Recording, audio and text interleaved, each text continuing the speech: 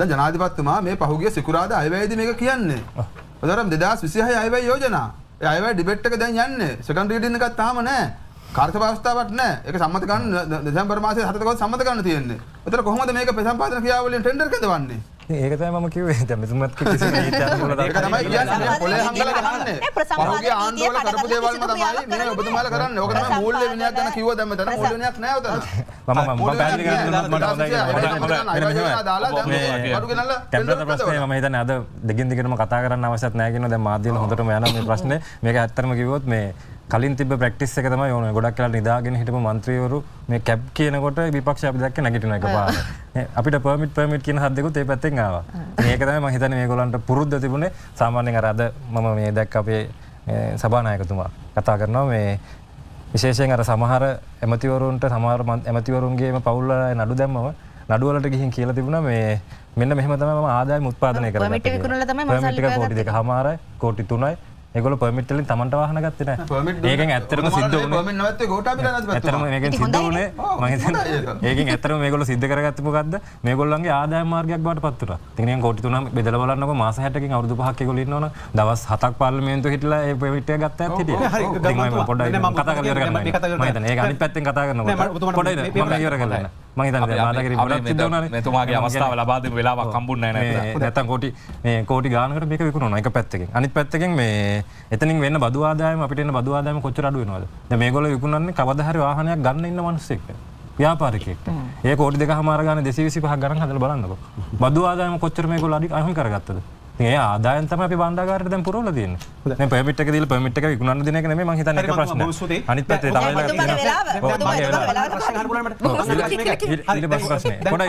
අපිට පර්මිට් එපා. අපිට පර්මිට් එපා. දැන් ප්‍රශ්නේ තියෙන්නේ පර්මිට් ඕන පිරිසක් ඉන්නවා. ඒ කියන්නේ රජයේ වෛද්‍යවරු, ඉංජිනේරුවන් සහ විධායක දූරදර්ශන රජයේ සේවකයෝ. ඔවුන්ගේ පඩිය අල්පයි. ඔවුන්ට තමන්ගේ කියලා වාහනයක් ගන්න තියෙන එකම අවස්ථාව තමයි මේ තීරුබදු අඩුවෙන් ගෙවන්න තියෙන 100ක් නෙමෙයි උන්ට කොටසයි ගෙවන්නේ. ඔබතුමා වාහනයක දෙනවද කියලා? දැනටමත් 20000කට දැනටමත් 20000කට පර්මිට් ඉෂුව කරලා තියෙනවා. කඩදාසි දීලා තියෙනවා. දැන් ඒ මිනිස්සුන්ට දෙන්නේ නැත්තේ ඇයි? දැන් දෙන්න පුළුවන් වාතාවරණයක් නැති හින්දා. ඇයි දෙන්න බැරි? ඉතින් ඒක තමයි දෙන්න පුළුවන් වාතාවරණයක් නැති හින්දා. ඇයි දෙන්න බැරි? මෙච්චර රජයේ ආදායම් තියෙද්දි භාණ්ඩාගාරේ පිරී ගිහලා තියෙද්දි ඇයි ඒ 20000ක් දෙන්න බැරි? මට පොඩි බාධා කිරීමක් කරන්න අවශ්‍යයි. අජිත් පී පෙරේරා මන්ත්‍රීතුමා ඕනට වඩා බාධා කරමින් දැන් අර්කම අනිරම්තුමාගේ වෙලාවත් ගන්නවා. පොඩ්ඩක් ඔබතුමා මේකට මැදිහත් වෙන්න. නෑ මැදිහත් වුණා. මම කතා කරන ගොඩක් දේවල් තියාගෙන ඉන්නවා. එතුමා බලශක්ති ශාස්ත්‍රයේ කතා කරන. නෑ කතා කරන්න ඔබතුමා කන ප්‍රශ්නේ ගෙටියෙන් ඇහුණා ගොඩක් හොඳයි. නියෝජ්‍ය අමාත්‍යතුමනි දැන් ඔබතුමාගේ විශේෂ සම්බන්ධයෙන්ම අභියෝගයක් ඉදිරිපත් කරනවා මන්ත්‍රීතුමා විසින් මේ බලශක්තිය පිළිබඳව කතා කරත් රිසර්ච් ඇන්ඩ් ඩිවලොප්මන්ට් ඒ සම්බන්ධයෙන් $7ක්වත් ඩොලර් එකක්වත් අයවැය වෙන් කළා නැහැ කියලා. ඔබතුමාට හොයාගන්න පුළුවන් මොනවද එහෙමෙන් කියලා? තියෙනවා මම කතා කරන්න. මේ විශේෂයෙන්ම ස්තුතියි ආරාධනා කිරීම පිළිබඳව සංක මම හිතන්නේ අපි පසුගිය සැප්තැම්බර් මාසේ ආණ්ඩුව බාරගත්තට පස්සේ අපේ තිබ්බ ප්‍රධානම ඉලක්ක කිහිපයක් තිබුණා. එකක් තමයි රටේ දේශපාලන සංස්කෘතිය සම්පූර්ණයෙන් වෙනස් කරනවා කියන එක අපි පොරොන්දු වෙලා ආවේ. ඊට පස්සේ තව එකක් තමයි අපි දේශපාලනය ගත්තට පස්සේ රටේ තියෙන නීතිය ආධිපත්‍ය සම්පූර්ණයෙන් සුරකිනවා කියන පොරොන්දුවත් එක්ක ආවේ. ඊට පස්සේ තව එකක් අපි මේ රටේ ආර්ථිකය ස්ථායී කරනවා කියන පොරොන්දුවත් එක්ක ආවේ. මම හිතනවා අපේ රටේ ජනතාවට ඒ පොරොන්දු තුනෙන් දෙකක් අනිවාර්යයෙන්ම අපිට ඡන්දය දෙන්න කලින්ම ඒගොල්ලෝ විශ්වාස කරා අපි අනිවාර්යෙන් කරයි කියලා අපි ඒක කරලා පෙන්වනවා. විශේෂයෙන්ම දේශපාලන සංස්කෘතිය ආණ්ඩුව පත් වෙච්ච පළවෙනි දවසේ ඉඳලා අද වෙනකම් සම්පූර්ණයෙන් කන පිට හරවලා දේශපාලඥය කියන්නේ සමාජයේ ප්‍රභූවරයෙක් නොව සාමාන්‍ය මිනිසෙක් බවට පත් කරලා යත් පොළොවේ ජීවත් වෙන මිනිසෙක් බවට පත් කරන යුගය අපි ආරම්භ කරලා තිනවා. මම හිතන්නේ ඒකෙන් ඒක අපි ඔප්පු කරලා තියෙනවා. සාමාන්‍ය දේශපාලන සංස්කෘතිය ඕන තැනක ඉන්න පුද්ගලයෙක්ට Tamanට ඌමනාව කැපවීම උනන්දුව තියෙනවා නම් ලංකාවේ තියෙන ඕනෑම තැනකට යන්න පුළුවන් තත්ත්වයකට ඕනෑම නායකත්වයකට යන්න පුළුවන් තත්ත්වයකට පත් කරන්න අපිට පුළුවන් වෙලා තියෙනවා. ඒක හොඳම උදාහරණයක් අපේ ජනාධිපතිතුමා තමුත්තේගම ප්‍රදේශයෙන් ඇවිල්ලා ලංකාවේ අද ජනාධිපති පුටුවේ ඉන්නවා. කිසිම වලව් පැලැන්තියකින් නෙවෙයි. ඉතින් ඒ උදාහරණය මම හිතන්නේ එතුමා ඇතුළු අපේ මන්ත්‍රීවරුන්ගේ 159න් අති බහුතරයක් එහෙමයි. මම හිතනවා මේ දේශපාලන සංස්කෘතිය අපි වෙනස් කරනවා කියන එක අපිට ඡන්ද දෙන්න කලින්ම අපේ රටේ ජනතාව විශ්වාස කරා. අනිත් පැත්තෙන් අපි මේ නීතිය ආධිපත්‍ය සුරකිනවා. හැමෝටම එක විදිහට නීතිය ක්‍රියාත්මක කරනවා. කවුරුවත් Tamanගේ දේශපාලන පසුබිම නිසා හෝ පෞල් පසුබිම නිසා හෝ වෙනත් කිසිම දෙයක් හින්දා මේ නීතියට වඩා උඩින් ඉන්නවා කියන එක කවුරු හරි හිටියනම් ඒ කවුරුවත් ඒකට අදාළ නැහැ. හැම මිනිස්සෙකුටම හරියටම Tamanගේ වැරදි වලට එහෙම නැත්නම් කරපු දේවල් වලට නීතිය ක්‍රියාත්මක කරනවා කියන පොරොන්දු අපි ආවා. දැන් අපි ක්‍රියාවෙන් මුප්පු කරලා තියෙනවා. මම හිතන්නේ විශාල ප්‍රමාණයක් නඩුවලට යනවා. සමහර පිරිසක් බන්ධනාගාරගත වෙලා තියෙනවා. නීතිය හැමෝටම එක විදිහට ක්‍රියාත්මක වෙනවා. ඒකත් මම හිතන්නේ අපේ රටේ ජනතාව දන්නවා. අනිවාර්යයෙන්ම ජාතික ජනබලවේග ආණ්ඩුවක් යටතේදී කාටවත් වෙනස් විදිහට සලකන්නේ කවුරු වුණත් අපේ පක්ෂ වුණත් පිටපක්ෂක වුණත් හැමෝටම එක විදිහට නීතිය ක්‍රියාත්මක වෙනවා කියන එක ඒකත් අපි කරා. ඉතින් තවත් එක දෙයක් තමයි ජනතාව පොඩි හෝ දෙගිඩියාකින් හිටියේ ඇත්තටම අපේ පරණ භාවිතාවේ ආණ්ඩුවක් කරලා නැති හින්දා මේගොල්ලෝ ආර්ථිකය කරයිද නැද්ද කියන එක.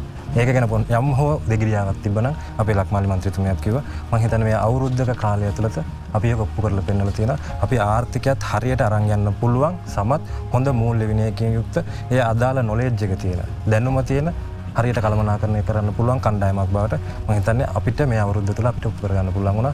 ඒක මම හිතන්නේ අන්තිම ඇණය ගැහුවා අපේ ආර්ථික විශේෂඥ මම හිතන්නේ මේ විපක්ෂයේ ඉන්න හර්ෂද සිල්වා එමතුමා ડોක්ටර්. ඒතර එතුමම කිව්වා මේ අපේ භාණ්ඩාගාරය පිරී ඉතිරිලා යනවා කියන්නේ එතන ආර්ථිකය අපි හරියට හැදුවා කියන්නේ මම හිතනවා අපේ ප්‍රධාන විපක්ෂයේ ප්‍රධානතම ආර්ථික විද්‍යා විශේෂඥයා අපිට ඒ සහතිකය ලබා දුන්නා. ඉතින් මම හිතනවා හැබැයි මෙතුමා කියනවා මේ ආර්ථිකය භාණ්ඩාගාරයේ පුරවලා තියෙන බදු මුදල් වලින් ජනතාව පීඩාවට පත් කරලා. එතුමා කියන එකේ එකක් මට පිළිගන්න බෑ. මොකද රටේ බදු මුදල් අනිවාර්යෙන් අපි හරියට එකතු කර ගන්න ඕන. අපි බදු මුදල් වල ඉතින් අපි හිතමු පේ ටැක්ස් එක අපි ආපු ගමන් අඩු කරා. ඒත් අපි හරියට එක එකතු කරා. එකතු කරන්නේ නැතුව Tamanට දන්න එක්කෙනාට chance එකක් දීලා නොදන්න එක්කෙනාගෙන් විතරක් අරගෙන ඒ වගේ සිස්ටම් එකකට අපි ගියේ නැහැ. හැමෝගෙම අදාළ විදිහට බදු එකතු කරන එක එකතු කරා. ඒක සමාජ පහළ මට්ටමේ ඉඳලා ඉහළම එක්කෙනා දක්වා හරියට බෙදලා යන එක තමයි අපේ ප්‍රතිපත්තිය. ඉතින් ඒක එකක්. අනිත් එකේ බදු මුදල් වලින් විතරක් නම් අපි හැදුවේ අන්න එතුමාට කියන්න පුළුවන් අන්න ඒක වගේ දෙයක් කරා කියලා. මම හිතන්නේ මට උදාහරණ වශයෙන්ම කියන්න පුළුවන් සියලුම ආර්ථික දර්ශකවල. සියලුම ආර්ථික දර්ශක වලින් අපි ඉහළින් එන්නේ. මොන දර්ශක ආරම්භ බැලුවත් ඔබතුමාට කියන්න පුළුවන් නම් ගිය අවුරුද්දට වඩා අපි මොකක් හරි එකකින් පල්ලෙහාන් ඉන්නවා කියලා. එහෙම එකක් නැහැ. සියලුම ආර්ථික දර්ශකයන් අපි ඉහළට ගිහලා තියෙනවා. අපේ වීරසමුණ මන්ත්‍රීතුමා මේ හිටපු මන්ත්‍රීතුමා කිව්වා මේ අපේ ඩොලර් සංචිතය වැඩි කරගන්න බැරි වෙලා කියලා. ඉතින් මම හිතනවා අපිට තව ඩොලර් බිලියන් 2ක් නිකම්ම වැඩි කරගන්න තිබුණා වාහන මාකට් එක වහලා තිබ්බා. අපේ රටේ සල්ලි වලින් ඩොලර් බිලියන් 2ක් විතර අපිට එළියට යවන්න ඕන මේ මාකට් එක අරින්න ඕන හින්දා. අපේ රට ඒකම වහලා තියලා හදන්න පුළුවන් රටක් නෙමෙයි. රට අපි අරින්න ඕන. මිනිස්සුන්ට තමන්ගේ අවශ්‍යතාවලට අදාළ විදිහට තමන්ගේ වැඩ කටයුතු කරන්න පුළුවන් විදිහට රටේ දීර්ඝකාලීන සංවර්ධනයට අරින්න ඕන. ඉතින් අපි සංචිතත් ඒ විදිහටම පවත්වා ගන්නමින් අපි ආර්ථිකය අරගෙන ගියා. ඉතින් මම කියාගෙන ආවේ මම හිතන්නේ එතෙන්දී මේ තුන්වෙනි කාරණේ ආර්ථිකය ස්ථායි කරනවා කියන එක. ඉතින් අපිට ඒක අනිවාර්යෙන් පුළුවන් වෙලා තියෙනවා. ඉතින් අපේ ආණ්ඩුවක් යටතේ මම හිතන්නේ ආර්ථිකය අපිට කළමනා කරගන්න පුළුවන්.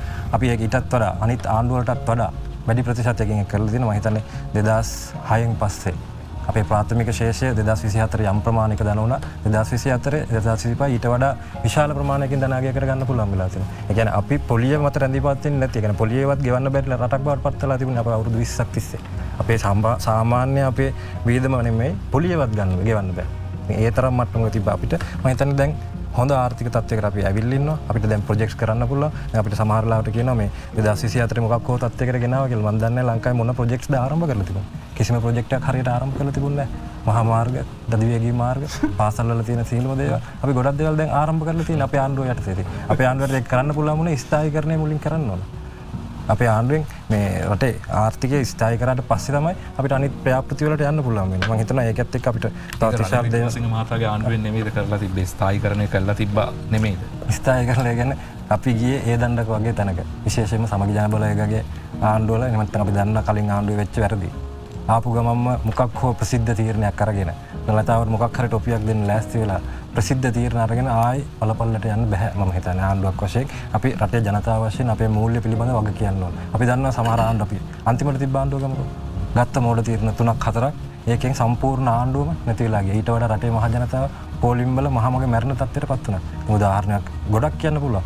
එකපාරම ඇවිල්ලා මේ කාබනික පොහොර කියලා ව්‍යාපෘතියක් පටන් ගත්තා. ඉතින් ඒක වෙන ප්‍රතිලාභක විපාක මම හිතන්නේ පිටබැද්දර ප්‍රදේශ අපේ മന്ത്രിතුමා හිටියට ඔබතුමාත් දන්නවා ඇති මිනිස්සුන්ට කොච්චර ආර්ථිකයට වැදුනද කියන්නේ. ඒ ආර්ථිකය සම්පූර්ණයෙන් බිඳවලා ගියා ලංකාවේදී. කිසිම දෙයක් හොයලා බලන්නේ මෝඩ තීරණ දෙක තුනක් ගත්තා. සම්පූර්ණයෙන් තමන් වැටුණා නම් කමන්නේ රටේ ආර්ථිකයත් ඇතුළේ සම්පූර්ණ මිලියන 23ක ජනතාවගේ ආර්ථිකය වටලා තමයි ඒගොල්ලෝ නැවතුනේ. අපි ඒ වගේ තීරණ ගනිය කියලා සමහර වෙලාවට විපක්ෂය බලාපොරොත්තු වෙන්නේ නැති. මේ වෙච්ච නැති එකේ දුක තමයි මම හිතන්නේ මේ දවස්වල මේ ඒගොල්ලෝ අපිට එළියට කියන්නේ. අපි හිතනවා අපි හරියට කල්පනාකරණය කරගෙන යනවා. රටේ මිනිස්සුන්ට දෙන්න ඕන අයට. ඒ කියන්නේ තමන්ගේ අඩු වරප්‍රසාද තියෙන හරියට ආර්ථිකයට සම්බන්ධ වෙන්න බැරි මිනිස්සුන්ට අපි අස්වැස්ම වැඩිපුරත් එක්ක දීලා තිනවා. මේ දවස්වල නැවතත් ඒක ඕපන් කරලා තියෙනවා ඉවලුවේට් කරන්න. ඉතින් ආබාධිත ජනතාවට විශාල වශයෙන් අපි සහන ලබා දීලා තියෙනවා. ආබාධිත ළමයින්ට ඒ වගේම විවිධ ඇබ්බැහිම් වල වෙච්ච අයට තරුණයන්ට අපිට නැවතත් පුනරුත්ථාපනය කරලා ගන්න පුළුවන් විදිහට විශාල වැඩ කොටසක් අපි කරලා තියෙනවා. මම හිතනවා එතුමා කියපු බලශක්ති ක්ෂේත්‍රයේ වෙනස පිළිබඳව මම ඊළඟ වටේ විස්තරාත්මකව කතා කරන්න විශේෂයෙන්ම එකම එක දෙයක් කියලා ඒක අවසන් කරන්න. ඒ පරීක්ෂණ සහ සංවර්ධන සඳහා වෙන් කරලා අපි අයවැය කතාවේ 17 වෙනි පිටුවේ ජනාධිපතිතුමාගේ 17 වෙනි පිටුවේ මේ අයවැය සඳහා පරිවේෂණ සඳහා වෙන් කරව මුදල මිලියන 1200ක් වෙන් කරලා තියෙනවා. විශේෂයෙන්ම පරිවේෂණ වාණිජකරණය කිරීම. මමත් විශ්වවිද්‍යාල ශිෂ්‍යයෙක් මන්ත්‍රීතුමා මම කියන්නම් පොඩ්ඩයි. මම හිතන්නේ පරිවේෂණ තනින් තන කරන්න ඕනේ නැහැ. එක තැනකට අරගෙන සම්පූර්ණ පරිවේෂණ ටික කරන්න ඕන. අනිත් එක අපි පරිවේෂණ වාණිජීකරණය කරලා නැහැ කවදාවත්. මම විශ්වවිද්‍යාල ශිෂ්‍යයෙක් විදිහට කියන්නේ පරිවේෂණ දහස් ගණන් විශ්වවිද්‍යාල සිද්ධ වෙනවා. කවදාවත් ඒකට මාකට් වැලියු එකක් නම් හම්බෙලා නැහැ. ගොඩක් වෙලාවට ගොඩක් අඩුවෙන්. නැතිවම නේ මේ බිඳුවයි කියන්න බෑ. ගොඩක් අඩුවෙන්. ගොඩක් වෙලාවට ඒවා එක්ක මොකක් හරි පේටන්ට් එකක් කරන්න නවතිනවා. එහෙම නැත්නම් රිසර්ච් පේපර් එකකින් නවතිනවා. ඒකෙන් රටට වෙච්ච ලාභයක් නැහැ. මම මේ ශාස්ත්‍රය පිළිබඳව ගොඩාක්ම උනන්දුයි. මම හිතනවා එක පරීක්ෂණ 3ක් 4ක් අපිට ලංකාවේ මේක හරියටම කරගන්න පුළුවන් වුණොත් ඒකම ඇති අපි රටක් වශයෙන් ගොඩ යනවා. අවුරුදු 76ක් 75ක් කරපු නැති මිනිස්සු ඇවිල්ලා අපිට පරීක්ෂණ කරන්න උගන්වන එක නම් ටිකක් විහිළු සහගතයි කියලා තමයි මට හිතෙන්නේ. අපි මේ පිළිබඳව මේ ශාස්ත්‍රය පිළිබඳව විශේෂයෙන්ම අමාත්‍යාංශයක්ත් එක්ක දාලා තියෙනවා. සයන්ස් ඇන්ඩ් ටෙක්නොලොජි කැබිනට් අමාත්‍යාංශය. මම හිතන්නේ ඒකට වැඩිම බරක් දෙන රටක් විදිහට මම හිතන්නේ ආණ්ඩුවක් විදිහට අපි ඉන්නේ. මම හිතනවා මේකෙන් අපිට ලොකු වැඩ කොටසක් කරන්න පුළුවන්. මේක එක අමාත්‍යාංශයක් යටතේ මේ සියලුම දේවල් සිද්ධ වෙයි. ඒක බලසත්‍ය අමාත්‍යාංශයට තව පරිවේෂණ යුනිට් එක, කර්මාන්ත අමාත්‍යාංශයට තව පරිවේෂණ යුනිට් එකක් කියලා යුනිට් 25ක් විතර දාලා යන්නට වැඩි. අපි හිතනවා ඒක තැනකින් අපි අනිවාර්යයෙන්ම පරිවේෂණ වාණිජ්‍යකරණය කිරීම සඳහා වූ පනතකුත් කියනවා. අයවැය කතාවේ තියෙන ඔබතුමා වෙලා මම හිතන්නේ හිටියද දන්නේ නැහැ. රාජ්‍ය පරිවේෂණ හා සංවර්ධන ප්‍රතිපත්ති කෙටුම්පත අපි ලබන අවුරුද්ද අනිවාර්යෙන් ගේනවා. ඊට පස්සේ අපිට ඒකෙන් බලා ගන්න පුළුවන් මේ බලශක්ති ශාස්ත්‍රයේ කොච්චර වැඩ කරසක් අපිට කරන්න පුළුවන් වේද කියලා. බලශක්ති ශාස්ත්‍රයේ තියෙන අපිට තියෙන අවස්ථා කොච්චර තියෙනවද කියන එක මම හිතන්නේ මට වෙලාවක් හම්බුණා. වැඩිපුර ඒක ගැන සාකච්ඡා කරමු. මම හිතන්නේ ඔය ඉන්ධන සම්බන්ධයෙන් තියෙන බදු අඩු කිරීම ඒ වගේම අර ඩබල් කැබ් නියෝජ්‍ය ඇමතිතුමා ගොඩක් ප්‍රශ්න තියෙන උත්තර දෙන්න. ස්තුතියි. මේ මුලින්ම මම හිතන්නේ එතුමා ඇහුවා මේ කැබ් රථ ගන්න ලීසින් වලටද එහෙම නැත්නම් මේ කෑෂ් දීලා ගන්නවා වගේ මාක් කරේ කියන්නේ අත්තර කියලා ගන්නවා. මෙහෙමයි. මම හිතන්නේ ඒක පොඩි පටලවිල්ලක් ඔබතුමාට දැනෙලා ඇත්තේ. මම හිතන්නේ මේ මෙහෙමයි අර කැබ් රථ ටික ගන්න මුදල් දීලා ඊට පස්සේ අර බස් රථ 600ක් ගන්නවා කියවනේ. අපිට මේ පැටලුනේ එහෙම ඊයේ ජාතික රූපවාහිනියේ ඊයේ ජාතික 600ක් ගන්න එක තමයි අබේසිංහ නියෝජ්‍ය ඇමතුමායි නජිත් මන්ත්‍රීතුමායි තමයි එහෙම කිව්වේ. මගේ පැහැදිලි කිරීම කරන්න දුන්නොත් හොඳයි කියලා හිතනවා මම හිතන්නේ. මේ ඒ මුදල් දීලා ගන්නවා. අනිත් එක බස් රථ මිලියන 3600ක් බස් රථ 600ක් සඳහා වෙන් කරලා තියෙනවා. ඒකට තමයි ඒක ආදායම උපදවන්න පුළුවන් තැන. ඒකට නිකන් මුදල් එකපාර දාලා ඒ සල්ලි යට කරන්න අවශ්‍යතාවයක් නැහැ. ඊට පස්සේ දැන් මේ අයවැය යෝජනාවලදී සඳහන් කරේ වෙන් කර මුදල් සම්බන්ධව. ටෙන්ඩර් කැඳවලාද නැද්ද? ටෙන්ඩර් කැඳවලා තියෙනවා. ඒතකොට 2020 අයවැය සම්මත කරන අයවැය යෝජනාවලට මේ ඇතුළත් කරන්නේ කොහොමද? අයවැය යෝජනාව සම්මත කරලා නැහැ. පොඩ්ඩක් ඔබතුමා කියලා බලුවොත් තේරෙයි. මිලියන 8000ක් වෙන් කරලා තියෙනවා මේ අවුරුද්දේ මේ ප්‍රාග්ධන මුදල් වලින් මිලියන 8000ක් වෙන් කරලා තියෙනවා. 2026 අයවැය ජනාධිපතිතුමා ඉදිරිපත් කරේ. විරමතුමා දෙන්න. දැන් ගරු නියෝජ්‍යමතුමා procurement guide international procurement guidelines තමයි මෙතන අදාළ වෙන්නේ. මොකද මේක international bid එක. මොකද පිටර වාහන ප්‍රමාණය local market එකේ නෑ. දැන් අද මම හිතන්නේ ඔබතුමා procurement guidelines දින 42ක් දෙන්න ඕනේ. ඇයි දින 42ක් මේක ලබා දෙන්නද මට කමන්තුමා මට වෙනට දෙන්න. මේ වාහන ටෙන්ඩරය සම්බන්ධයෙන් මම හිතන්නේ ඊයේ මේ රූපවාහිනී නාලිකාවේ අනිල් ජයන්ත නියෝජ්‍ය ඇමතිතුමා බොහොම පැහැදිලි පිළිතුරක් දුන්නා. මේක procurement commission එක සහ රජය මේ සියලු දෙනා සාකච්ඡා කරලා ප්‍රසම්පාදන නීති කිසිදු කඩකිරීමකින් තොරව තමයි මේ කාර්ය සිද්ධ කරලා තියෙන්නේ කියන්නේ. හරි එතකොට මේක ප්‍රසම්පාදන නීති රීති වලට ඇතුළත්ව ඒ අවකාශය තුල සිදු කරන්න පුළුවන් දෙයක්. ඒ අනුව තමයි සිද්ධ කරලා තියෙන්නේ කියන එක. ඉතින් ඒකින්ද ඔබතුමාලට ඒ සම්බන්ධව ප්‍රශ්නයක් තියෙනවා නම් ඒකට අවශ්‍ය නීතිමය ක්‍රියාමාර්ග ගන්න අපිට කිසිම ගැටලුවක් නැහැ. නමුත් අපි බොහොම පැහැදිලිව කියන්නේ මේක කිසිදු ප්‍රසම්පාදන නීතියක් කඩ කරන ස්ටෑන්ඩඩ් එක දින 41ක්. දැන් ඒ කාරණාවක්. දැන් ජනාධිපතිතුමා මේ පහුගිය සිකුරාදා අයවැයේදී මේක කියන්නේ. ඒතරම් 2026 අයවැය යෝජනා. ඒ අයවැය ඩිබේට් එක දැන් යන්නේ. සෙකන්ඩ් රීඩින් එකක් තාම නැහැ. කාර්ය අවස්ථාවක් නැහැ. ඒක සම්මත කරන්න දෙසැම්බර් මාසයේ 7 කවද සම්මත කරන්න තියෙන්නේ. ඒතර කොහොමද මේක ප්‍රසම්පාදන ක්‍රියාවලියෙන් ටෙන්ඩර් කැඳවන්නේ? ඒක තමයි මම කිව්වේ. දැන් මෙතුමත් කිසිම නීතියක් මොකද ඒක තමයි කියන්නේ පොලේ හංගලා ගහන්නේ. පහුගිය ආණ්ඩුවල කරපු දේවල්ම තමයි මේ ඔබතුමාලා කරන්නේ. ඕක තමයි මූල්‍ය විනයක් ගැන කිව්වා දැන් මෙතන මූල්‍ය විනයක් නැහැ උතන. මම පැහැදිලි කරන්න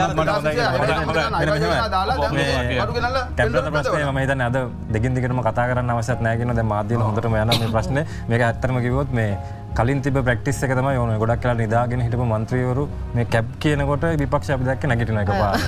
අපිට පර්මිට් කියන හද්දෙකුත් ඒ පැත්තෙන් ආවා. මේක තමයි මම හිතන්නේ මේගොල්ලන්ට පුරුද්ද තිබුණේ. සාමාන්‍යයෙන් අර අද මම මේ දැක්ක අපේ සභානායකතුමා කතා කරනවා මේ විශේෂයෙන් අර සමහර ඇමතිවරුන්ට සමහර ඇමතිවරුන්ගේම පවුල් වල නඩු දැම්මම නඩුවලට ගිහින් කියලා තිබුණා මේ මෙන්න මෙහෙම තමයි මම ආදායම උත්පාදනය කරගත්තේ. permit එක විකුණලා තමයි මම permit එක කෝටි 2.5යි කෝටි 3යි. ඒගොල්ලෝ permit වලින් Tamanට වාහන ගත්තේ නැහැ. ඒකෙන් ඇත්තටම සිද්ධ වුණේ permit නැවත්තේ ගෝඨාභය රාජපක්ෂ. ඇත්තටම මේකෙන් සිද්ධ වුණේ මම හිතන්නේ ඒකෙන් ඇත්තටම මේගොල්ලෝ සිද්ධ කරගත්තේ මොකද්ද? මේගොල්ලන්ගේ ආදායම මාර්ගයක් බවට පත් වුණා. ඉතින් නිකන් කෝටි 3 බෙදලා බලන්නකො මාස 60කින් අවුරුදු 5ක් ඒගොල්ලෝ ඉන්නවනම් දවස් 7ක් පාර්ලිමේන්තුවේ හිටලා ඒ permit එක ගත්ත ඇත් හිටියේ. ඉතින් මම පොඩ්ඩක් කතා කරලා ඉවර කරන්න. මම හිතන්නේ ඒක අනිත් පැත්තෙන් කතා කරනකොට පොඩ්ඩක් මම ඉවර කරලා ඉන්න. මම හිතන්නේ මාදාගිරි ගොඩක් සිද්ධ වුණානේ. මෙතුමාගේ අවස්ථාව ලබා දෙන්න වෙලාවක් හම්බුන්නේ නැහැ නේද? නැත්තම් කෝටි ගානකට මේක විකුණනවා එක පැත්තකින්. අනිත් පැත්තකින් මේ එතනින් වෙන්න බදු ආදායම අපිට එන්න බදු ආදායම කොච්චර අඩු වෙනවද? දැන් මේගොල්ලෝ විකුණන්නේ කවදා හරි වාහනයක් ගන්න ඉන්න මිනිස්සෙක්ට. ව්‍යාපාරිකයෙක්ට. ඒ කෝටි 2.5 ගාන 225ක් ගණන් හදලා බලන්නකො. බදු ආදායම කොච්චර මේගොල්ලෝ අහිමි කරගත්තද? ඉතින් ඒ ආදායම් තමයි අපි බණ්ඩාගාරයට දැන් පුරවලා තියෙන්නේ. දැන් permit එක දීලා permit එක විකුණන්න දෙන එක නෙමෙයි මම හිතන්නේ එක ප්‍රශ්නයක්. අනිත් පැත්තේ තව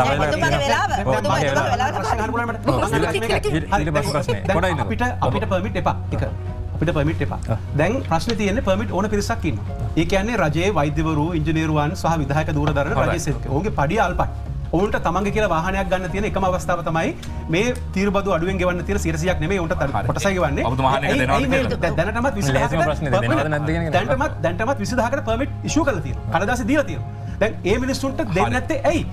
දැන් දෙන්න පුළුවන් වාතාවරණයක් නැති හින්දා. ඇයි දෙන්න බැරි? ඉතින් ඒක තමයි දෙන්න පුළුවන් වාතාවරණයක් නැති හින්දා. ඇයි දෙන්න බැරි? මෙච්චර රජයේ ආදායම් තියෙද්දි බණ්ඩාගාරේ පිරිතිරි ගිහලා තියෙද්දි ඇයි ඒ 20000කට දෙන්න බැරි? මට පොඩි බාධා කිරීමක් කරන්න අවශ්‍යයි. අජිත් පී පෙරේරා මන්ත්‍රීතුමා ඕනට වඩා බාධා කරමින් දැන් අර්කම ඇනලිස්ට්තුමාගේ වෙලාවත් ගන්නවා. පොඩ්ඩක් ඔබතුමා මේකට මැදිහත් වෙන්න. නෑ මැදිහත් වුණා. මම කතා කරන්න ගොඩක් දේවල් කියාගෙන ඉන්නවා. ඉතින් එතුමා බලශක්ති ශාස්ත්‍රයේ කතා කරන නෑ කතා කරන්න ඔබතුමා මේ ප්‍රශ්න ගෙටියෙන් ඇහුණා ගොඩක් හොඳයි. තප්පර ගානකින් හරි දැන් ඔබතුමා වෙලාව ගන්න. මේ ඊට පස්සේ දැන් ඊළඟ ප්‍රශ්නේ අහුවා මේ විදුලි බල මණ්ඩලයේ පිරිසක් අපේ මේ වන්දි ලබාගෙන මේ මැදිහත් වෙනවා කියන එක. එතුමාගේ වගේ 3000කට ආසන්න ප්‍රමාණයක් නම් නෙමෙයි 2100 ගාණක් VRS එක ඉල්ලලා තියෙනවා. ඒකනුත් විශාල ප්‍රමාණයක් දැන් අපේ විදුලි බල මේ ප්‍රතිගතකරණයත් එක්ක එකතු වෙලා මේ තව ඉල්ලීම් වෙනවා දැන් අපිට කෝල්ස් එනවා මේ VRS එක පොඩ්ඩක් විඩ්‍රෝ කරගන්නත් පුළුවන්ද කියලා. ඒකනුත් විශාල ප්‍රමාණයක් තව ඉන්නවා මේ ඉංජිනේරුවන්ගේ ඉතාමත්ම සුළු ප්‍රමාණයක් 60කට 70කට ආසන්න ප්‍රමාණයක් තමයි ඇත්තටම VRS ඉල්ලලා දෙන්නේ. ඒගොල්ලන්ගේ අතිබහුතරය දැනට PR අරගෙන ඕස්ට්‍රේලියා එහෙම නැත්නම් කැනඩා කොහොමත් අපි දුන්නත් නැතත් යන්න හිටපු අය. මේ ලක්ෂ 50කට ආසන්න මුදල මම හිතන්නේ අපේ විදුලි මණ්ඩලයේත් මුදල් තියෙනවා. දැන් ඉස්සර වගේ නෙමෙයි 2014 ඉඳන් 2020 දෙනකන් මම හිතන ඔබතුමාත් ඒක හිටියා.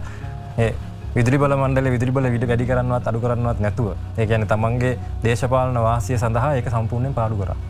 අපිට ගන්න පුළුවන්කමක් තිබ්බේ නැහැ. සම්පූර්ණයෙන් ඒ අවුරුදු 8ක තිබ්බ පාඩුව අපි ගණන් හදලා බැලුවොත් 2022 වෙනකොට මට ආසන්න වශයෙන් මට සමහර විට මේ දත්ත සමහර වෙනස් වෙන්න පුළුවන් බිලියන 500ක් වෙන පාඩුවක් කියලා තිබුණා විදුලි බල මණ්ඩලයට. ඉතින් මම හිතනවා එතුමා කිව්වා මේ සූර්ය බල සංග්‍රාමය එතුමාගෙන් පටන් ගත්තා කියලා. ඇත්තටම ස්තුතියි. ගොඩක් හොඳ සංග්‍රාමයක්, හොඳ වැඩපිළිවෙලක්. ඉතින් ඒ කාලේ දීපු සූර්ය බල යුනිට් එකට ගෙවපු මුදලයි අද ගෙවන මුදලයි පිළිබඳව අපි ලොකු ප්‍රශ්නයක් තියෙනවා. දැන් අන්තිම මොහොත වෙනකොට රුපියල් 37 දක්වා ගිහිලා තිබුණා විදුලි බල යුනිට් එකට. ඒ වෙන මම ඔබතුමායි කාලේ කියලා කිව්වේ නෑ. 37 වෙනකන් ගිහිලා තිබුණා. ඇත්තටම දැන් අද අපිට රුපියල් 14ට 15ට ගන්න තියෙන විදුලිය දැන්. ඇත්තටම දැන් ඉස්සර ඒ කාලේ දීපු එක අවුරුදු 20කට ඇග්‍රීමන්ට් එක ගහලා තියෙන්නේ. දැන් අපි අවුරුදු 20කට ඒක ගෙවන්න ඕන. එතකොට ඒකෙන් වෙන්නේ මොකද්ද? අපේ රටේ ජනයාට අඩු මිලට විදුලිය පාවිච්චි කිරීමේ අයිතිය නැති වෙනවා. විශාල මුදල් ගණන් වලට විදුලිය ලබා දීමෙන්. අනිත් පැත්තෙන් අපි ගත්තොත් පුනර්ජනනීය විදුලි බලය මම හිතන්නේ ලංකාවේ ලොකුම විභවයක් තියෙන ආත්මය තැන. අපිට සාමාන්‍යයෙන් අපිට අවශ්‍ය වෙන විදුලි බලය සාමාන්‍යයෙන් ගිගාවට් 3.5 අතර ප්‍රමාණයක් තමයි අපිට මේ අවස්ථාව අවශ්‍ය වෙන්නේ. ඉස්සරහදී අපිට 10 දක්වා වැඩි වෙයි කියලා හිතනවා. ඒත් අපේ ලංකාවේ පුනර්ජනනීය විදුලි බලය මම හිතන්නේ ගිගාවට් 20000 දක්වා යන්න පුළුවන් විභවතාවයක් තියෙන රටක්. ඉතින් ඒකෙන් අපි ලොකු ප්‍රයෝජනයක් ගන්න ඕනේ. ඒ ලොකු ප්‍රයෝජනය ගන්න හදනකොට ඒකෙන් තිබ්බ ලොකුම බාධාවක් තමයි සමහරලාට කලින් හරියට ප්‍රසම්පාදනය කරන්න නැතුව දීපු සමහර ටෙන්ඩර්ස්. මම එක උදාහරණයක් කියලා කිව්වොත් එක විදේශීය ආයතනයකට අපි දීලා තිබුණා ඩොලර් ශත 8කට ටෙන්ඩර් එක දීලා තිබුණේ ලංකාවේ. ඩොලර් ශත 8ක් කියන්නේ ලංකාවේ මුදලින් රුපියල් 24 25 අතර මුදලක්. දැන් අද ඩොලර් වලට මේක පරිවර්තනය කරලා බැලුවොත් ඒ මුදල අවුරුදු 20කට 25කට අපි ටෙන්ඩර් කරලා දෙනකොට ඒක ඇවිල්ලා අපි ආයතනත් එක්ක සාකච්ඡා කරා මේ මුදල අපිට බලපාන්න අමාරුයි අපිට මේක දරා ගන්න බෑ මේක වුණා. ඊට පස්සේ අපි ඒක ළඟදී ටෙන්ඩර් එකක් ඕබන් කරා. ඩොලර් ශත 3.77 රුපියල් 11යි. 11යි 12යි අතර තමයි. ඔබතුමා නිවැරදි කර අදානියගේ කිසුමනේ කතා කරන්නේ. අදානියගේ ටෙන්ඩර් එකක් තිබුණේ නැහැ. අදානියක G2G කියලා බොරු කළා දුන්නා. ඒක වැරදි වැඩක්. ඒක කොටබේ ආණ්ඩු කරපු වැරදි වැඩක්. රනිල් වික්‍රමසිංහ ඒක අරගෙන ගියා. ඒක අවලං කරපු එකට තොෂිම ජනාධිපතිතුමාට මමත් අවලං කරේ නෑ. ඒගොල්ලෝ විඩ්‍රෝ කරා. ඒ කියන්නේ අවලං කරාකේදී ඒක උසාවි ගියාට පස්සේ ඒක වෙන ප්‍රතිඵලයක් දැක්කට පස්සේ විඩ්‍රෝ කරා. මම තමයි මුලින්ම විරුද්ධ වෙලා ඉන්දියාවේ ඒකගෙන ඒක මම හිතන්නේ ඒකෙන් අපි ලංකාවට පෙන්නලා තියෙනවා අපි රජයේ මුදල් අවභාවිතා කරන්නේ නැතුව ඇත්ත ඇත්තටම රජයට එන්න මුදල් ටික හරියටම ගන්න පුළුවන් විදිහට විදුලි බලය කියන්නේ අපේ රටේ මම හිතන්නේ කොඳුනාරටිය වගේ තැනක්. ඒ තැන හරියටම හදන්න මම හිතන්නේ මේ වගේ අලුත් ව්‍යාපෘති අපි ගෙනල්ලා තියෙනවා. විවිධතාවයෙන් මම හිතන්නේ දැන් ටෙන්ඩර් වලට ඉස්සර 4යි 5යි නම් ආවේ දැන් 25ක් 30ක් එනවා. මොකද ලොකුම හේතුව අපේ රජයේ කොමිෂන් අපි කිසිම ගාණක් කිල්ලන්නේ නැහැ. බය නැතුව ගාණ දෙන්න පුළුවන් ඒගොල්ලන්ට. ඒගොල්ලන්ට තමන්ගේ නිදහසේ තමන්ගේ ටෙන්ඩර් කටයුතු වලට සහභාගී වෙන්න පුළුවන්. ඒ වගේ හොඳ වාතාවරණයක් අපි රට ඇතුළේ එකතු කරලා තියෙනවා. ඒ වගේම මම හිතන්නේ විදුලි බල මේ අපේ ප්‍රතිව්‍යුහගතකරණය ගැනත් මම හිතන්නේ සඳහන් කරන්න ඕන විශේෂයෙන්ම රජයට ආයතන ප්‍රධාන වශයෙන් ආයතන 4ක් යටතේ අපි හිතමු NSO කියන පද්ධති පාලනය, GENCO එක, NTNSP එක, DISCO කියලා ආයතන 4 පෞද්ගලික නොවන රජයට ආයතන 4ක් යටතේ සම්පූර්ණ විදුලි බල ශේෂ්ඨය ප්‍රතිව්‍යුහගත කරන්න අපි දැන් ලෑස්ති වෙලා ඉන්නවා. ඒක පුළුවන් තරම් ඉක්මනට මම හිතනවා මාසයක් දෙකක් වගේ කාලයක් ඇතුළත ඒක අපි ස්ථාපනය කරලා සම්පූර්ණයෙන්ම විදුලි බල විප්ලවයක් අපිට ගේන්න පුළුවන් වෙනවා අනිවාර්යෙන්. අපේ ආණ්ඩුවක් යටතේ විදුලි බල විප්ලවයක් ගේනවා.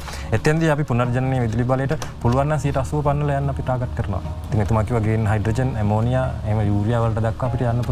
ඒත් ඒ වගේ ප්‍රොජෙක්ට් එකක් ගේන්න මම හිතන්නේ අපේ රටේ හිටපු මිනිස්සු කවදාවත් ලෑස්ති වුණෙත් නැහැ. අපි සාමාන්‍යයෙන් අපේ රට පුරුදු වෙලා තියෙන සාමාන්‍යයෙන් අලුත් තාක්ෂණයක් ආවම ඒ තාක්ෂණය ඒ ලෝකේ පරණ වෙනකොට තමයි අපේ රටට ගේන්නේ. ඉතින් මම නිකන් එක උදාහරණයක් කියන්නම්. මම දන්න උදාහරණයක් LRT එක. ලයිට් රේල් ට්‍රාන්සිට් එක. දැන් ලෝකේ ඒක පාවිච්චි කරලා අවසන් වෙන කාලේ අපි තාම ප්ලෑන් කරනවා ඒක ලංකාව ඇතුළට ගේනවා. එහෙම රටක් තමයි අපි හිටියේ. අපි හැම එකකටම පස්සෙන් හිටියේ. අපේ ජනාධිපතිතුමා අද අය ඒ කතාවේදී ගිය සිකුරාදා කතා කරනවා. අපි ලංකාවට ග්‍රීන් හයිඩ්‍රජන් ගේනවා කියන එක. ග්‍රීන් හයිඩ්‍රජන් කියන්නේ තාම පරිවේෂණ මට්ටමේ තියෙන මම හිතන විදිහට ඉස්සරහට අනාගතයේ තියෙන බලශක්තිය අනාගතයේ තියෙන තැන ග්‍රීන් හයිඩ්‍රජන් එක. ඉතින් ඒක අපි ලංකාව ඇතුළට ගේනවා. අනිවාර්යෙන් ගේනවා. ඒක සඳහා අපි දැන් ව්‍යාපෘති වලට ඉඩම් හඳුනාගෙන ලොකු දේවල් ටිකක් අපි ප්ලාස්ටික් කරගෙන ඉන්නේ. ඩේටා සෙන්ටර්ස් ගේනවා. අපි ලංකාව හොඳ විභවතාවයක් තියෙන ඩේටා සෙන්ටර්ස් ගේන. ඉතින් මේවට අපිට ලොකු විදුලි බල පරිභෝජනයක් ඕන. තව අනිත් පැත්තෙන් ගත්තොත් අපේ ආර්ථිකය කොච්චර ශ්‍රින්ක් වෙලා තියෙනවද පොඩි වෙලා තියෙනවද කියලා හිතුවොත් අපේ ලංකාවේ සාමාන්‍ය විදුලි බල සම්බන්ධතා ලක්ෂ 70ක් විතර තියෙනවා. ලක්ෂ 70 මිලියන 7ක් විතර. ඒකෙන් මිලියන 5ක් විතර පරිභෝජනය කරන්නේ ඒකක 90ට අඩුයි. ගෘහස්ත. කියන්නේ ගෘහස්ත. අපේ රටේ ලංකාවේ කවදාවත් එතකොට කොහොමද අපි නිෂ්පාදන ආර්ථිකයක් හදන්නේ? කර්මාන්ත ටික හදන්නේ. නේ කර්මාන්ත වලට ලොකුම ප්‍රශ්නේ දැන් විදුලි බිලත් එක්ක තියෙන ලොකුම ප්‍රශ්නයක් තියෙන කලාපේ විදුලි යුනිට් එකක් හදන්න වැඩිම මුදල වැය කරන්නේ අපි රුපියල් 39කට ආසන්න මුදලක් තාමත් වැය කරනවා.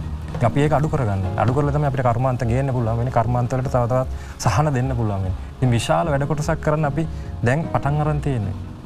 මේ අලුත්ම තාක්ෂණය කියන්නේ අපේ ආණ්ඩුවට පස්සේ තමයි අපි බැටරිස් වලට අරන් ගියේ. ඔබතුමා දන්න සූර්ය බලය අපි හැම තැනටම දුන්නට දවල්ට අපිට තාම පීක් එකක් නැහැ. කර්මාන්ත නැහැ. අපිට දවල්ට දැන් සූර්ය බලය කර්ටේල් කරන්න වෙලා තියෙන්නේ. කඩන්න කපන්න වෙලා තියෙන්නේ. එච්චර සූර්ය බලයක් අපි නිපැද්දුවට අපිට ඔයක ඕන වෙන්නේ නැහැ. රැයට තමයි ලංකාවේ වැඩිම පීක් එක තාම එන්නේ. ඉතින් ඒකෙන් මොකද්ද වෙන්නේ? තාම අපිට ඒකෙන් ඉම්ප්ලයි වෙන්නේ මොකද්ද? ගෘහස්ත විදුලිය තමයි වැඩිපුර පාවිච්චි වෙන්නේ කියන්නේ. කර්මාන්ත සංවර්ධනය කළොත් සූර්ය බලයෙන් දවල්ට නිෂ්පාදනය කරන්නේ ගන්න පුළුවන්. අපිට අලුත් ස්මාර්ට් ග්‍රිඩ් එකක් කරහා ස්මාර්ට් මීටර්ස් මෙතුමත් එක්ක සම්බන්ධයි. මම නෑ කියන්නේ ගොඩක් මේ ක්‍රියා කරලා තියෙනවා. ස්මාර්ට් මීටර්ස් වල අපි බලාපොරොත්තු වෙන කර්මාන්ත වලට දවල් කාලයේදී අලුතින් රේට්ස් පුළුවන් නම් ඉරිදා වගේ දවස්වල ගොඩක් වෙලාට දැන් කැටල් වෙනවා. ඉරිදා වගේ දවස්වලට ඒගොල්ලෝ කැමති නම් තමන්ගේ කර්මාන්ත පවත්වාගෙන යන්න. ඒකට තවත් මේ ආකර්ෂණීය රේට්ස් දෙන්න අපි බලාපොරොත්තු වෙනවා. කර්මාන්ත වල තව ඉදිරියට ඒගොල්ලෝ ලස්සනට කරගෙන යන්න පුළුවන් විදිහට හදන්න පුළුවන්. බැටරි තාක්ෂණය මෙගාවට් 160ක් මේ 10 ගාන ස්ථාන 16ක දවල් හදන විදුලිය ඒක ස්ටෝ කරලා එහෙම නැත්නම් ඒක ගබඩා කරලා වෙනත් වෙලාවකදී පාවිච්චි කරන්න පුළුවන් විදිහට බැටරි තාක්ෂණය ලංකාව ඇතුළට අපි අරගෙන ආවේ අපි තමයි අරගෙන ආවේ. මෙතන ඒකත් දැන් අපි රුපියල් 17ක වගේ මුදලකට එක යුනිට් එකක් ගන්න පුළුවන්. මේ රුපියල් 12 13 14 වගේ මුදලකට සූර්ය බලයෙන් හරි වින්ඩ් එකෙන් හරි හදන එක රුපියල් 30ක කොස්ට් එකට අපි ගෙනල්ලා තියෙනවා දැන්. මම හිතනවා බැටරි තාක්ෂණය ගොඩාක් ඉක්මනින් යන්නත් හොඳ නැහැ කියලා සමහර විට. මොකද මේගොල්ලෝ සූර්ය බලය ගෙනාවා වගේ රුපියල් 25ට 30ට අපි අවුරුදු 20කට දුන්නා නම් බැටරි තාක්ෂණයක් දැන් ලෝකේ සම්පූර්ණයෙන්ම ඉවෝල්ව් වෙන තාක්ෂණයක්.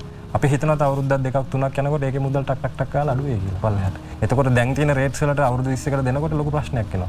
අපි හිතනවා ඒකට හොඳට ස්ට්‍රැටජික් ප්ලෑන් හදලා. තව විනාඩියක් ඔබතුමාට තියෙනවා. අර මෙතුමිය ඔබතුමාට ඉතුරු කරපු ප්‍රශ්නයක් තියෙනවා. ඉන්ධන මත තියෙන බදු. ඔව් ඉන්ධන මත තියෙන බදු මම ඒකත් කියන්නවානේ. ඒක තව ප්‍රශ්නයක්. 2022 දී සාමාන්‍යයෙන් මේ අපේ මොකද්ද පෙට්‍රෝලියම් එක බිලියන 900ක් ණය තිබුණා.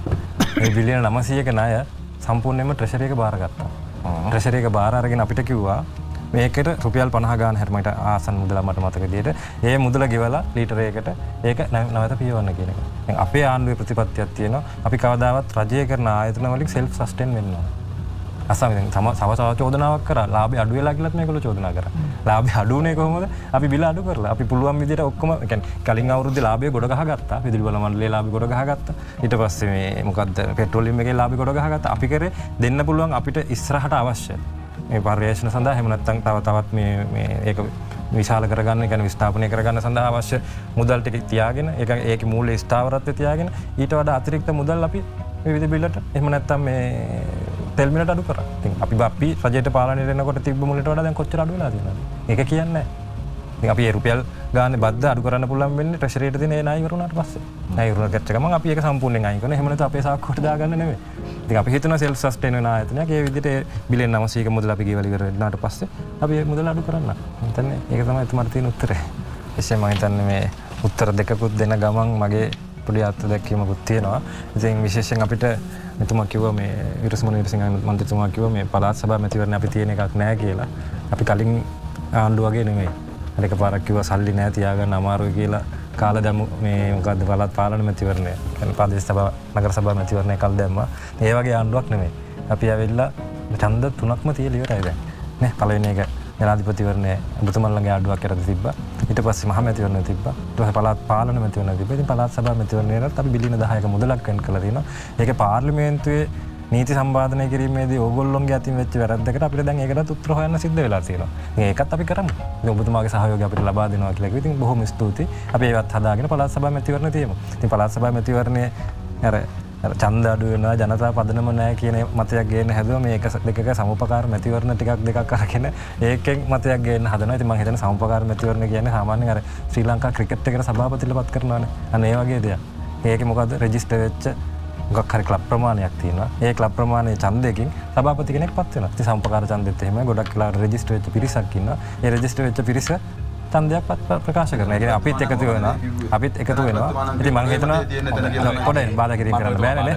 මේ ඊට පස්සේ මේ එතන තව කතා කරනවා නම් ගොඩක් දේවල් පුළුවන්. ඉතින් සාමාන්‍යයෙන් සම්පකාරක ගොඩක් වෙලාවට ගොඩක් අය ඉස්සර රෙජිස්ටර් වෙන්නත් කම්මැලිකමකුත් තිබුණද කොහෙද? මොකද ඒක වෙච්ච දූෂණ අක්‍රමිකතා ගොඩක් දැක්ක හින්දා ඉතින් මම හිතන්නේ දැනටත් අපි ඡන්දය තියලා තියෙන අපිටත් තිබ්බ ප්‍රශ්නේ මේ දූෂණ අක්‍රමිකතා නැති කරලා සාධාරණ විනිවිදව ඕනෑම පාර්ශවයකට ඒක දිනා ගන්න පුළුවන්. ඉතින් දැනට තියෙන ඉෂුව එක තමයි අවුරුද්දක් අනිවාර්යෙන් ඉන්න ඕන සමාජිකත්වයේ ලබලා. අද අරගෙන හෙට ඡන්දයට යන්න බෑ. ඉතින් අපි හිතනවා ඉදිරියේ දින ඡන්දවලදී අපිට අනිවාර්යෙන් ජයග්‍රහණය කරගන්න පුළුවන් වෙයි. ඉතින් අපි ඒකේ විනිවිදභාවය සහ සුරක්ෂිතභාවය හදලා තියෙනවා. අපේ ආණ්ඩුවක් යටතේ ඉතින් අපි හිතනවා ඒක අපිට අනිවාර්යෙන් ජයග්‍රහණය කරගන්න පුළුවන් වෙයි.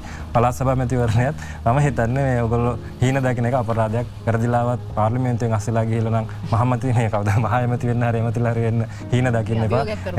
ඒ වගේ අපරාධ වැඩ කරගන්න එපා. ඉතින් ඒකත් එක්ක ලොකු දෙයක් අපරාධයක් වෙනවා. ඉතින් අනිත් එක තමයි මේ වෘත්තිකයන්ට පර්මිට් එක දෙන්න තව දේවල් ගොඩාක් දේවල් කියනවා. ඉතින් අපි නම් දැක්කේ අපිට පර්මිට් එක දෙන්න කියන සද්දයක් විතරයි පාර්ලිමේන්තුවේ වෘත්තිකයන්ට දෙන්න කියලා එකක් නෙමෙයි. ඉතින් අපි හිතනවා අපි විශේෂයෙන්ම ලංකාවේ ලොකුම ප්‍රශ්නයක් මේ දශකයේ සිද්ධ වෙච්ච බුද්ධිකරණය. මමත් මේ ශාස්ත්‍රයෙන් ආපු මේ පුද්ගලයෙක් විදිහට මම දකිනවා මේ මගේ යහළු එළියන්ගෙන් කොච්චර මේක වෙලා තියෙනවද කියන ඒකට අපි උත්තරයක් හොයන්න ඕන. මම හිතනවා මේ වෘත්තිකයන්ට අපි දෙන්න පුළුවන් උපරිම සහයෝගය දෙනවා.